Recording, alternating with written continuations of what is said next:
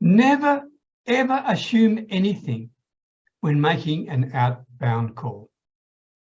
My name is Peter Beckenham, the Village Marketer, and today I want to talk to you about the one thing that concerns people more than anything else in the sales arena, and that is reaching out to people that are cold, they're cold prospects, and trying to talk to them, not about building a relationship, but talking to them from a business perspective. Think about it. I mean, it's really difficult, if not impossible, to introduce the concept of problems they may be facing when they don't know you and they sure don't trust you.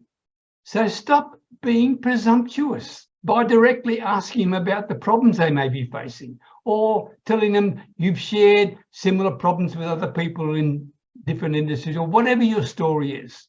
Do not do that, because that will definitely put people on the defensive. Instead, next time, try this. Hi, Harry. It's Peter Beckenham. I'm just giving you a call to see if you would be open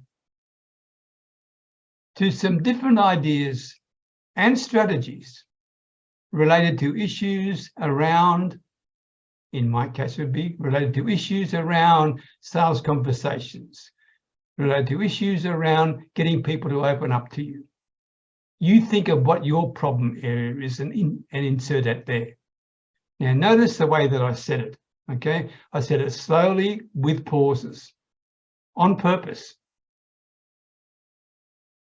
because we're not exactly pinpointing any problems they have, but it's a less threatening way of introducing a discussion about potential problems they may be facing anyway. This subtle languaging can make a huge difference in the trust building process you are doing with a potential client.